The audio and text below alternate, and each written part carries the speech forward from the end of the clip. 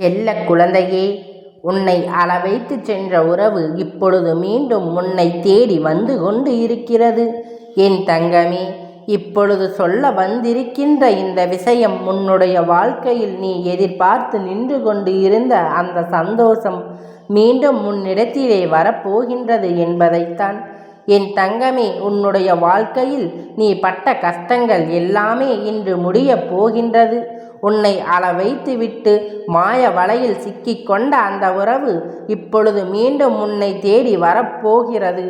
இந்த விஷயத்தை நீ யாரிடமும் சொல்லாமல் தனிமையில், ஏனென்றால் ஏற்கனவே அதிகமாக உளைச்சலில் இருக்கின்ற உன்னுடைய அந்த உறவு மேலே வேதனைகளை அனுபவிக்க கூடாது.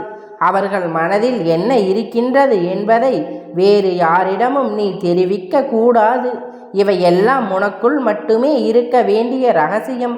கஷ்டப்படும் பொழுது எல்லோரிடத்திலும் சொன்னால், எனக்கு வாழ்க்கையில் சந்தோஷம் வரும் பொழுது எல்லோரிடமும் சொல்ல வேண்டாம் என்று என் குழந்தை நீ கேட்கலாம். என் தங்கமே, நிச்சயமாக சந்தோஷத்தை மட்டும்தான் சொல்ல வேண்டுமே தவிர அவர்கள் மனதில் இருக்கின்ற எண்ணங்கள் எல்லாம் உன்னை நம்பி மட்டுமே சொல்லக்கூடிய விஷயங்கள். அதனால் அதை நீ யாரிடத்திலும் பகிர்ந்து கொள்ள வேண்டாம். இருவருக்கும் இடையில் சில ரகசியங்கள் எப்பொழுதும் அவசியம். ரகசியங்கள் காக்கப்பட வேண்டிய இடத்தில் நிச்சயமாக காக்கப்பட வேண்டும் என்பதை மறந்துவிடக்கூடாது. என் தங்கமே, அந்த உறவானது மாய வலையில் சிக்கியதற்கு என்ன காரணமாக இருக்கும் என்று என் தங்கம், வாழ்க்கையில் எல்லோரிடமுமே ஒரு கடினமான சூழ்நிலை வரும். அந்த பக்கம் கால் வைக்காமல் இந்த பக்கம் கால் வைக்காமல் என்று அவர்களின் மனநிலை தடுமாற செய்யும்.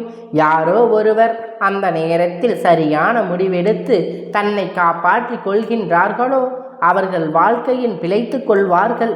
யார் ஒருவர் அந்த நேரத்தில் தன்னுடைய மனதை அலைப்பாய விட்டு தவறான பாதையை செல்கின்றார்களோ அவர்கள் வாழ்க்கையில் தடம் மாறி செல்வதோடு மட்டுமல்லாமல் கஷ்டத்தை நோக்கியும் வாழ்க்கையில் நடக்கவிருக்கின்ற பல நல்ல விஷயங்களையும் கெடுத்து சென்று கொண்டு இருக்கிறார் என்று அர்த்தம்.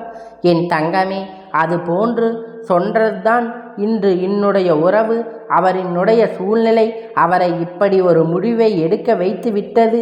நீ அழுகிறாய் என்பதில் கூட அவர்களுக்கு அந்த நேரத்தில் எந்தவிதமான வருத்தங்களும் வேதனைகளுமே இல்லாமல் தான் இருந்தது. அந்த சூழ்நிலையில் அவர்கள் எடுக்கின்ற முடிவுதான் அவர்களுக்கு சரி என்று தோன்றியது. ஆனால் அதுதான் உன் வாழ்க்கையை பாதிக்கப்படும், உன் எதிர்கால கேள்விக்குறி தடுமாக்கப்படும் என்று அவர்கள் நினைக்கவில்லை. அன்று அவர்கள் சரியான முடிவினை எடுத்து இருந்தால் இத்தனை கஷ்டங்களை நீ அனுபவிக்க இருக்க மாட்டாய். ஆனால் அவர் என்னுடைய விதி, அந்த மாய வலையில் சிக்கிவிட்டோம், அதிலிருந்து வருகின்ற கஷ்டங்களை அனுபவிக்க வேண்டும். வாழ்க்கையில் பல சந்தோஷமான நிகழ்வுகளை தொலைத்து பல கஷ்டமான நிகழ்வுகளை சந்திக்க வேண்டும் என்பதில் விதியாக இருக்கும் பொழுது நம்மால் ஒன்றும் செய்ய முடியாது. ஏனென்றால் சிலருக்கு சில விஷயங்களை சொல்லி புரிய வைக்க முடியாது.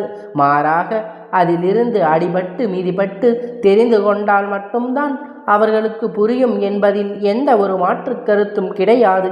அதுபோல ஒரு சூழ்நிலைதான் இப்பொழுது அந்த துணைக்கு என் மனதில் ஏற்பட்டு இருக்கின்ற. கண்ணீர் சிந்தி வைப்பது எல்லாம் அவர்களுக்கு எத்தனை கஷ்டங்களை கொடுத்தது, அத்தனை கஷ்டங்களையும் தான் மற்றவர்களுக்கு கொடுத்தது என்று அன்று அவர்கள் சிந்திக்காமல் எடுத்த முடிவுதான் இன்று அவர் சிக்கிய மாய வலையின் கஷ்டங்களை அனுபவித்து வெளியில் வருவதற்கான முயற்சிகளை இப்பொழுது செய்து கொண்டு இருக்கின்றார்கள். என் தங்கமே, இந்த மாய வலையில் சிக்கியது எப்படி, யாரிடம் சிக்கினார்கள், இப்பொழுது வெளிவர முடியாமல் தவித்து நிற்பதற்கான காரணம் என்னவென்று உன் அப்பன் நான் சொல்கின்றேன். என் தங்கமே, வாழ்க்கையில் சில நேரத்தில் நம் எதிர்பார்த்த அளவிற்கு மாற்றங்கள் வந்து சேரும். அந்த மாற்றங்கள் வரும் பொழுது எதற்காக இந்த வாழ்க்கை வாழ வேண்டும் என்று நினைக்க தோன்றும். வீட்டிலும் சரி வெளியிலும் சரி பிரச்சனைகள் வரும் பொழுது சகஜமாகத்தான் சிலர் மனித நிலை இருக்கும். ஆனால் பிரச்சனைகள் தெளிவாக ஏற்றுக்கொள்வதில்லை. எப்பொழுதும் வீட்டில் சண்டைகளும் சச்சரவுகளும் இருந்து கொண்டு இருந்தால் வீட்டுக்குள் நுழையும் பொழுதே நிம்மதியில்லாமல் தான் இருக்கும். ஏனென்றால் முதலில் வீட்டிற்கு வருவதை நிறுத்துகின்றார்கள். அந்த நேரத்தில் யார் ஒருவர் முறை ஆறுதல் அவர்களுக்கு முழு சந்தோஷத்தை கொடுக்கின்றாரோ அந்த ஆறுதலை கரம் பற்றி கொண்டு அவர்கள் நமதற்கான வாழ்க்கை என்று நினைத்து தவறான முடிவினை எடுத்து அங்கிருந்து சென்று விடுகிறார்கள்.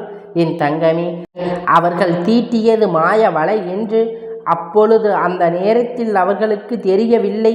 அவர்களை தேவைக்காக பயன்படுத்துகிறார்கள் என்பதை அந்த நேரத்தில் அவர்களால் புரிந்து கொள்ள முடியவில்லை. என் குழந்தையே, அந்த நேரத்தில் அப்பேற்பட்ட சூழ்நிலையில் ஏற்படும் பொழுது அதை சரி என்று ஏற்றுக்கொண்ட பின்னர் அதிலிருந்து மீள முடியாமல் தவித்து நின்று கொண்டு இருக்கின்றார்கள். அதற்கு காரணம் என்ன தெரியுமா? அந்த மாய வலைக்குள் சிக்க வைத்த சுற்றி நடந்த சூழ்ச்சிகள் இவையெல்லாம் என்பதை புரிந்து கொண்ட பொழுதுதான் செய்தது எத்தனை பெரிய தவறு என்பதில் அவர்களுக்கு புரிய வந்தது. என் தங்கமே, எத்தனை தான் புரிய வைத்தாலும் மீண்டும் மீண்டும் தவறுகளை செய்வதற்கு வாய்ப்பு கிடைத்தால் அதனை செய்ய விட வேண்டும் என்று நினைப்பது மனிதனுடைய இயல்பு அல்லவா? அந்த இயல்பான விஷயத்தில்தான் சிக்கிக்கொண்டு உன்னுடைய துணை இப்பொழுது அதிலிருந்து மீண்டு வருவதற்கு உன்னுடைய உதவியை எதிர்நோக்கி காத்து கொண்டு இருக்கின்றார்கள். அவர்களுடைய எண்ணம் எதுவென்று, இந்த வாழ்க்கை எத்தனையோ கஷ்டத்தையும் நஷ்டத்தையும் பார்த்து விட்டோம், இனிமேலாவது சந்தோஷமாக இருக்க வேண்டும் என்றுதான். ஆனால் தன்னுடைய வாழ்க்கையில் இருக்கின்ற உண்மையான சந்தோஷத்தை தொலைத்துவிட்டு மாய வலையில் சிக்கி கொண்டதனால் அங்கு அவர்களுக்கு கிடைத்த மனவேதனை ஏராளம். அதிலிருந்து மீண்டு வர நினைக்கும் பொழுதுதான் உன்னிடத்தில் பேச வேண்டும் என்று ஆசைப்பட்டு அவர் மனதில் உள்ள அத்தனை இரகசியத்தையும் என்னிடத்தில் கொட்டி தீர்க்கின்றார்கள். அவர்கள் சொன்ன விஷயம் என்ன தெரியுமா? இது போன்ற தவறுகளை செய்து விட்டேன், இது போன்ற விஷயங்களை செய்து விட்டேன், நான் செய்தது எத்தனை பெரிய தவறு என்று என்னால் உணர முடிகின்றது. நான் செய்ய தவறு நிச்சயம் எனக்கு வாழ்க்கையில் மன்னிப்பு கிடையாது. ஆனால் யார் மன்னித்தாலும் மன்னிக்காவிட்டாலும் என் மீது உயிரை வைத்திருக்கின்ற என் துணை என்னை மன்னித்தால் போதும், மீண்டும் எனக்கு ஒரு வாய்ப்பு கொடுத்தால் போதும். நான் செய்த தவறுக்கு அவர்கள் காலடியில் விழுந்து நிச்சயம் மன்னிப்பு கேட்க விரும்புகின்றேன். இனிமேல் ஒருபோதும் இது போன்ற தவறான பாதையில் நான் செல்ல மாட்டேன். ஒரு முறை பட்டதே இனி போதும். என்னை கொஞ்சம் பயமுறுத்தியதோடு மட்டுமல்லாமல் எந்த தவறையும் செய்யும் பொழுது சற்று யோசிக்க வேண்டும் என்று உணர்த்தி இருக்கின்றது. அதனால் என்னுடைய துணையை மீண்டும் அன்போடு என்னை ஏற்றுக்கொள்ள செய்யுமாறு என்னிடத்தில் வேண்டுதலை வைத்திருக்கிறார்கள். என் தங்கமே, அவர்களுடைய வேண்டுதல் நியாயமானதாக தோன்றுகின்றது. ஆனால் அப்பன் மனதுக்குள் ஒரு சிறு உறுத்தல் மட்டும் இருந்து கொண்டு இருக்கின்றது. எந்த ஒரு சூழ்நிலையில் இவர்களை பற்றி எந்த ஒரு கவலையும் இல்லை என்று நினைத்து கொண்டுதான் தேடி வந்த வாழ்க்கையை தன் பெரிதாக கிடைத்து இருக்கின்ற அந்த அற்ப சந்தோஷத்தை பெரிது என்று உன்னை நாடி காத்து கொண்டிருந்தவளை விட்டு விட்டு சென்றவர்கள் மீண்டும் உன்னை தேடி வந்தால் அந்த பழைய அன்பினை கொடுத்தாலும் அவர்களின் மீது நம்பிக்கை அதிகமாக வைக்க வேண்டாம். எப்பொழுதும் அதற்காக சந்தேகத்தோடு பார்க்க வேண்டாம். இனிமேல் இந்த வாழ்க்கை என்ன கொடுத்தாலும் அது சந்தோஷம் என்கின்ற மனநிலையில் நீ வாழ்ந்து விட்டால் போதும். என்ன நடந்தாலும் அது உன்னை பெரிதாக பாதித்து விடாது. அதனால் என் தங்கமே, இந்த வாழ்க்கை மீண்டும் முன் தெளிவாக முடிவோடு அதனை சரியாக எந்தவித எதிர்பார்ப்பும் இல்லாமல் ஏற்றுக்கொண்ட வாழ்க்கையை உனக்கு எப்பொழுதும் சிறப்பாக இருக்கும். என் செல்ல குழந்தையே, இந்த அப்பனுடைய ஆசீர்வாதம் எப்பொழுதும் உனக்கு முழுமையாக கிடைத்து கொண்டே இருக்கும். கந்தா போற்றி, கடம்பா போற்றி, கதிர்வேலா போற்றி, ஆறுபடை வீடு கொண்ட முருகா போற்றி.